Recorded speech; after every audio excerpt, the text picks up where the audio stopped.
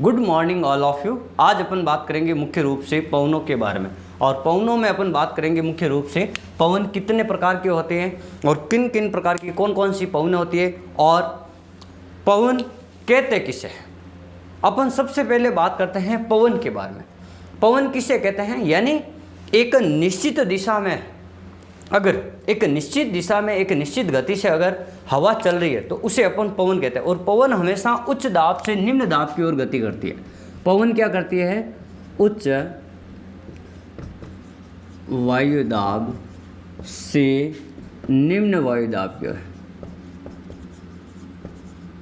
निम्न वायु दाब की ओर चलने वाली निश्चित दिशा में उसे अपन क्या कहते हैं, पवन कहते हैं। एक अपन कहते हैं पवन और एक अपन कहते हैं हवा।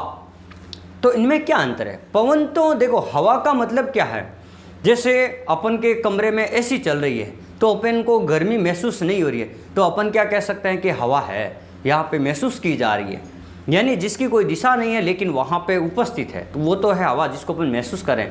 और पवन का मतलब है उच्च वायुदाब से निम्न वायुदाब की ओर गति कर रही हो, उसे अपन क्या कहते हैं, पवन कहते हैं। अब अपन बात करेंगे पवन के जो वर्गीकरण के बारे में। पवन कितने प्रकार के होते हैं। देखो, पवन के जो प्रकार के रूप में अपन बात करते हैं, पवन के वर्गीकरण के रूप में, प्रकार के रूप में, तो मुख्य रूप से अपन प्रकार को 3 भागों में पढ़ेंगे पवन को। एक होती है आपकी स्थायी पवन है और दूसरी होती है अस्थायी पवन है और तीसरी होती है स्थानीय पवन है। अब आपको ये ध्यान रखना, तीनों नाम एक जैसे हैं लेकिन कौन सी कहाँ पे आएगी इसको थोड़ा सा आपको ध्यान रखना। स्थायी पवनों का मतलब, इनका अर्थ, स्थायी पवनों का मतलब है वर्ष भर एक निश्चित दिशा में चलती हो, जिनकी दिशा कभी भी परिवर्तन न हो, उसे अपन क्या कहते हैं, स्थायी पवन है। यानी वर्ष भर एक निश्चित दिशा में चलने वाली पवनों को कहते हैं स्थायी पवन है। अस्थायी पवन है, या इसको ओब्लिक में अपन कह सकते हैं सामयिक पवन है। देखो, अस्थायी यानी निश्चित समय में नहीं होगी, निश्चित दिशा में नहीं होगी, और सामयिक का मतलब है समय के अनुसार ये परिवर्तन होती रहती है। जैसे देखो, अपन बात करते हैं कि भाई गर्मी आते ही जो मानसूनी जो पवनें हैं तो समुद्र से स्थल की ओर आती है और सर्दियों में स्थल से समुद्र की ओर जाती है, यानी समय के अनुसार उनमें वर्गीकरण हो जाता है। समय के अनुसार पवनें अपना रूट बदल देती है, तो ये होती है सामयिक या अस्थायी पवन, जो स्थायी नहीं। तीसरा स्थानीय पवन है। स्थानीय पवनों का मतलब है किसी स्थान विशेष पर उस स्थान की जो भौगोलिक दशाएं हैं या जो जलवायु दशाएं, उनके अनुसार अपना परिवर्तन करती है। जैसे अपन बात करते हैं राजस्थान में गर्म पवन को अपन लू कहते हैं, जो स्थानीय नाम है। अगर उसी को सहारा मरुस्थल में अलग नाम से जाना जाएगा, सहारा मरुस्थल में उसी पवन को अलग नाम से, जैसे खमसीन है, या अपन कह सकते हैं सिमूम है, या अपन कह सकते हैं सट है, यानी अलग अलग नाम से। ये भी गर्म पवन है, ये भी गर्म है, लेकिन स्थान विशेष पे उनका नाम क्या हो जाएगा, परिवर्तन हो जाएगा।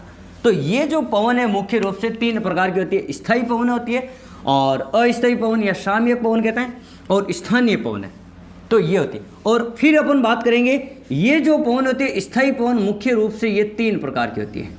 मुख्य रूप से स्थायी पवन 3 प्रकार के। जैसे देखो, पहला नाम आएगा, एक आएगा यहाँ पे व्यापारिक पवन, व्यापारिक पवन, व्यापारिक। दूसरा नाम आएगा यहाँ पे पछुआ पवन, पछुआ पवन। और तीसरा नाम आएगा ध्रुवीय पवन, तीसरा नाम आएगा ध्रुवीय पवन। फिर अपन बात करते हैं स्थानीय पवन के बारे में। स्थानीय पवन भी 2 प्रकार की होती है। स्थानीय पवन भी कितने प्रकार के, 2 प्रकार के। कुछ पवनें आपकी गर्म पवनें हो गई और कुछ पवनें आपकी ठंडी पवनें होगी, तो ये भी 2 प्रकार की होगी, इस गर्म और ठंडी पवन। सामयिक पवनों में अपन क्या पढ़ेंगे, समुद्री पवन को पढ़ेंगे, या अपन कहेंगे स्थलीय पवन, या अपन यहाँ पढ़ेंगे पर्वतीय पवन, और यहाँ अपन पढ़ेंगे घाटी समीर। जहाँ आपने सुना होगा पर्वतीय समीर और घाटी समीर के बाद, तो ये वाला जो वर्गीकरण याद रहना चाहिए कि पवनों को अपन किस प्रकार से बांट सकते हैं। पवन मुख्य रूप से उच्च वायुदाब से निम्न वायुदाब की ओर चलने वाली एक निश्चित दिशा में चलने वाली हवा को ही अपन पवन कहते हैं। पवन के प्रकार मुख्य रूप से ये 3 प्रकार की होती है। मुख्य रूप से इसमें पहला स्थायी पवन होती है, स्थायी पवन, व्यापारिक पवन, पछुआ पवन और ध्रुवीय पवन। और इन्हीं स्थायी पवन को अपन क्या कहते हैं, सनातनी पवन। इनका नाम आगे अपन बता देंगे। अलग से अभी सनातनी पवन, स्थायी पवन 3 प्रकार की होती है, व्यापारिक पवन, पछुआ पवन, ध्रुवीय पवन। अस्थायी पवन या साम्य पवन, समय के अनुसार बदलने वाली, मौसम के अनुसार बदलने वाली, समुद्री समीर और स्थलीय समीर और पर्वतीय समीर और घाटी समीर। फिर अपन स्थानीय पवन के बारे में, यानी स्थान विशेष पे नाम, ये भी 2 प्रकार की होती है, गर्म और ठंडी पवन। अब अपन इस वीडियो में बात करेंगे केवल और केवल स्थायी पवनों के बारे में, अगले वीडियो में बात करेंगे फिर अस्थायी पवनों के बारे में। तो अब अपन बात करते हैं सबसे पहले स्थायी पवनों के बारे में। देखो स्थायी पवनें किस प्रकार से है और क्या क्या इनका प्रभाव है और किस प्रकार से इसको प्रभावित करती है। देखो स्थायी पवनें मुख्य रूप से, पवन में अपन बात करते हैं स्थायी पवन। देखो इनके जो उपनाम है, स्थायी पवन को और किस किस नाम से जाना जाता है, इनके देखो उपनाम, इस पवन को और किस किस नाम से जाना जाता है, उपनाम है। इसी को कहते हैं सनातनी पवन, इसी को कहते हैं वैश्विक पवन, इसी को कहते हैं ग्रहीय पवन। देखो सनातनी पवन है, वैश्विक पवन है, ग्रहीय पवन है। और अब देखो सनातनी यानी सनातन काल से चली आ रही, वैश्विक यानी विश्व स्तर पर लगभग आपके निश्चित दिशा में चलने वाली पवन है, और ग्रहीय पवन यानी इस पृथ्वी के जो ग्रह, पृथ्वी ग्रह पर चलने वाली पवनों के रूप में। तो ये कहीं पर भी नाम आ जाए, चाहे स्थायी आओ, चाहे सनातनी पवन आओ, चाहे ग्रहीय पवन आओ, चाहे वैश्विक पवन आओ, इसका मतलब है आपको किसके बारे में पूछ रहा है, स्थायी पवनों के बारे में। और स्थायी पवनें मुख्य रूप से 3 प्रकार की होती है। अब इन तीनों के मैंने आपके नाम बता दिए। अब अपन इसको एक चित्र के माध्यम से समझते हैं। जैसे देखो ये आपका पृथ्वी का ग्लोब है, ये मैंने आपको 0 डिग्री खींच दी बीच वाली रेखा को, इसी को अपन कहते हैं विषुवतीय, इसी को कहते हैं भूमध्य रेखा, भूमध्य रेखा। अब यहाँ अपन वर्गीकरण करेंगे 0 से 30 डिग्री, फिर अपन बात करेंगे 60 डिग्री के बाद, फिर ये हो जाएगा आपका 90 डिग्री। वैसा का वैसा इधर भी अपन दक्षिणी गोलार्ध में भी 30 डिग्री, और ये अपन बात, ये 30 डिग्री हो गया, ये हो गया 60 डिग्री, और ये हो जाएगा आपका 90 डिग्री। ये उत्तरी गोलार्ध हो जाएगा, उत्तरी गोलार्ध, ये दक्षिणी गोलार्ध हो जाएगा। अब देखो, अब यहाँ जो पवनें चलती है 0 से 30 डिग्री, इन पवनों को अपन कहते हैं व्यापारिक पवन, व्यापारिक पवन। यहाँ पर भी 0 से 30 है, तो इसी को भी अपन क्या कहते हैं, व्यापारिक पवन। फिर 30 से 60 के मध्य चलने वाली पवन को कहते हैं पछुआ पवन, पछुआ, यहाँ पर भी पछुआ पवन है, दोनों गोला। और ये हो जाएगी आपकी ध्रुवीय पवन, ये क्या हो जाएगा आपकी ध्रुवीय पवन। यहाँ आपको क्या ध्यान रखना, केवल और केवल यहाँ पे आपको ये ध्यान रखना, इनकी दिशा के बारे, यानी हमेशा इनकी दिशा से संबंधित पवनों के टॉपिक से मुख्य रूप से यहीं से एक सवाल प्रश्न पूछा जाता है, चाहे कोई भी टॉपिक हो, चाहे कोई भी एग्जाम हो, चाहे फर्स्ट ग्रेड हो, चाहे सेकंड ग्रेड हो, चाहे रीट का एग्जाम हो, चाहे और कहीं पर भी आपके भूगोल विषय में अगर पवन से संबंधित कहीं पर भी टॉपिक है, तो आपको इस चित्र को ध्यान में रखना होगा। इस चित्र को ध्यान में रखने से देखो, अब व्यापारिक पवन ने मैंने आपको पहले ही बता दिया था कि यहाँ पे 0 से 30 डिग्री के ऊपर व्यापारिक पवन चलती है। और मैंने आपको एक चीज़ पहले बता दी थी कि पवन जो हमेशा उच्च वायुदाब से निम्न वायुदाब की ओर चलती है, निम्न वायुदाब की ओर चलती है, उच्च वायुदाब से निम्न वायुदाब की ओर चलती है, इसे ही अपन क्या कहते हैं, पवन कहते हैं। अब मैंने आपको पिछले वाले वीडियो में एक चित्र बताया था वायुदाब पेटियों के बारे में। जैसे आप याद करो, यहाँ पर मैंने ऐसे एक चित्र बनाया था, ये 0 डिग्री, फिर एक लाइन यहाँ पे थी, फिर एक लाइन यहाँ पे, इसको मैंने लिखा था विषुवतीय, यहाँ पे निम्न दाब था, और यहाँ पे उपोष्ण उच्च दाब था, और यहाँ पे उपध्रुवीय निम्न दाब था, और यहाँ पे आपको ध्यान रखना है ध्रुवीय उच्च वायुदाब था, उच्च दाब था। ठीक है। तो मैंने आपको क्या बताया था, पवन उच्च वायुदाब से निम्न, यानी ये इधर से यहाँ चलती है, यानी ये वाला जो क्षेत्र है वहाँ पे पवन इस प्रकार से अपन कह सकते हैं उपोष्ण उच्च वायुदाब पेटी से विषुवतीय निम्न वायुदाब पेटी की ओर चलती है। तो ये वाला जो क्षेत्र है 0 से 30, यानी यहाँ से पवन इस गोलार्ध में चलती है, ये इस प्रकार से। अब देखो, आपको पता है कि एक आपको चीज़ ध्यान रखनी है, एक बल काम करता है, एक बल है कोरियालिस बल, कोरियालिस बल, और एक नियम काम करता है फेरल का नियम, फेरल का नियम। ये क्या कहता है, ये दोनों चीज़ ये कहती है कि जो पवन है, ये दोनों चीज़ ये कहती है पवन उत्तरी गोलार्ध में दाईं ओर मुड़ जाती है और दक्षिणी गोलार्ध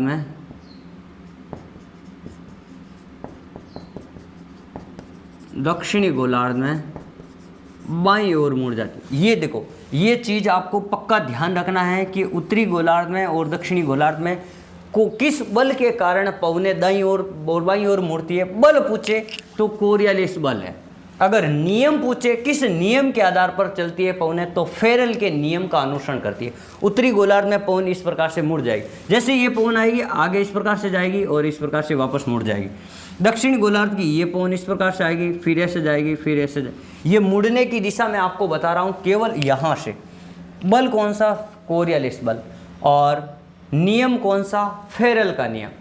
अब ये एक चीज़ और ध्यान रखनी है, विषुवत रेखा के ऊपर कोरियालिस बल का मान सबसे कम होता है, और जैसे जैसे अपन इधर से इधर जाएंगे ध्रुवों की ओर, विषुवत रेखा से ध्रुवों की ओर, तो कोरियालिस बल का मान या पवन के मुड़ने के लिए जो बल है उसका मान अधिक होगा 90 डिग्री पे। तो आपको ये भी पूछ सकते हैं, जब विषुवत रेखा से ध्रुवों की ओर जाने पर कोरियालिस बल का मान बढ़ता है या घटता है, तो आपको ध्यान रखना हमेशा बढ़ता है। और दूसरी चीज़ आपको ये पूछी जाएगी, ध्रुवों से विषुवत रेखा की ओर आगे बढ़ने पर कोरियालिस बल के मान में क्या होगा, बढ़ेगा, घटेगा, अपरिवर्तन रहेगा, तो हमेशा ध्यान रखना घटेगा। ये दो चीज़ आपको ध्यान रखनी है। नेट में या फर्स्ट ग्रेड में जो ज्योग्राफी का सब्जेक्ट का पेपर होता है वहाँ पे आपको इस प्रकार के प्रश्न पूछे जा सकते हैं। अब अपन बात करते हैं, यहाँ पे मैंने आपको बता दिया ये पवन किस प्रकार से इसकी दिशा का निर्धारण होता है ये। अब अपन बात करते हैं, आपको इसकी दिशा पूछी जाती है, कभी कभी आपको इसकी दिशा एग्जाम में पूछी जाती है। तो देखो, ये जब मैंने आपको बता दिया कि ये उत्तरी गोलार्ध उत्तर दिशा है, ये आपकी दक्षिण दिशा है, और ये आपकी पूर्व दिशा है, और ये आपकी पश्चिम दिशा है, पश्चिम दिशा। अब जैसे मान लो कोई पवन है, ये वाली, ये पवन इस प्रकार से चल रही है, तो आपको ये इस पवन की दिशा क्या बतानी है, उत्तर पूर्व से दक्षिण पश्चिम की ओर। उत्तर पूर्व से, ये देखो ये व्यापारिक पवन है, व्यापारिक पवन कहाँ से, इसकी उत्पत्ति कहाँ से हुई है, उत्तर पूर्व से दक्षिण पश्चिम की ओर चलने वाली पवन। जैसे ही वो यहाँ पे आएगी विषुवत रेखा के ऊपर, यहाँ पे फेरल के नियम या कोरियालिस बल के कारण ये दाईं ओर मुड़ जाएगी, ऊपर की ओर मुड़ जाएगी वापस, और दक्षिण में दक्षिण की ओर मुड़ जाएगी। ये फेरल के नियम और कोरियालिस बल के कारण ऐसा होता है। मुड़ने को कहते हैं विक्षेप, तो कहीं आपको लिखेगा विक्षेप का नियम या फेरल का नियम। तो ये चीज़ आपको यहाँ से दिशा पता होनी चाहिए। आपको सीधा पूछा जाएगा व्यापारिक पवन की उत्तरी गोलार्ध में क्या दिशा, तो आपको बताना उत्तर पूर्व से लेकर दक्षिण पश्चिम की ओर। अब देखो, अब अपन बात करते हैं पछुआ पवन के बारे में। तो देखो, ये तो हो गई व्यापारिक पवन, ये देखो यहाँ से मैं बिंदी कर रहा हूँ जहाँ से उत्पत्ति हो रही है और आगे जा रही है। अब यहाँ पे दक्षिण, ये दक्षिण पश्चिम से उत्तर पूर्व की ओर चलती है उत्तरी गोलार्ध। अब व्यापारिक पवन और ध्रुवीय पवन की दिशा तो हमेशा सेम होती है। देखो यहाँ से ये, तो आपको दो चीज़ ध्यान रखनी, एक व्यापारिक पवन, एक पछुआ पवन। ध्रुवीय पवन की तो सेम है, तो व्यापारिक पवन और पछुआ पवन की हमेशा दिशा ध्यान रखें। तो व्यापारिक पवन की दिशा तो देखो उत्तर पूर्व से दक्षिण पश्चिम की ओर है उत्तरी गोलार्ध में, और दक्षिणी गोलार्ध में देखो, उत्तरी गोलार्ध में दी है। अब अपन बात करते हैं दक्षिणी गोलार्ध में। तो दक्षिणी गोलार्ध में देखो ये वाली दक्षिण व्यापारिक पवन की बात करें, दक्षिण पूर्व से लेकर उत्तर पश्चिम की ओर है व्यापारिक पवन की दिशा।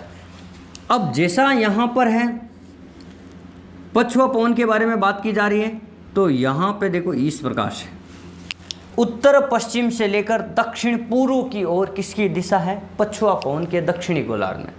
तो ये 4 चीज़ हमेशा आपको ध्यान रखनी है कि उत्तरी गोलार्ध में इनकी क्या दिशा है, दक्षिणी गोलार्ध में इनकी क्या दिशा है।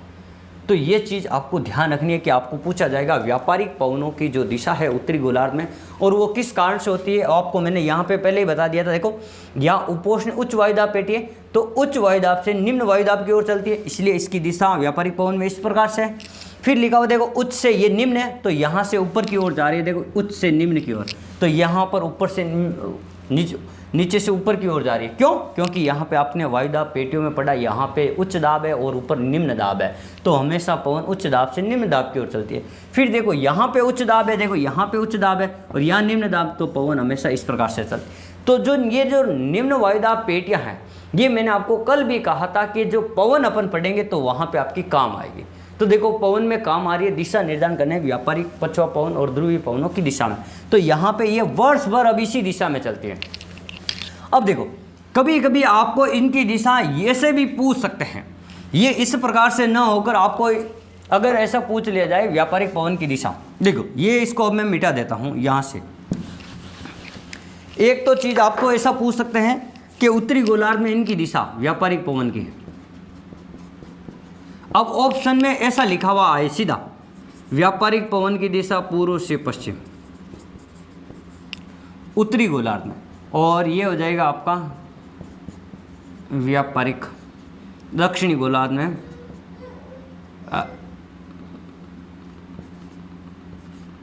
पूर्व से पश्चिम।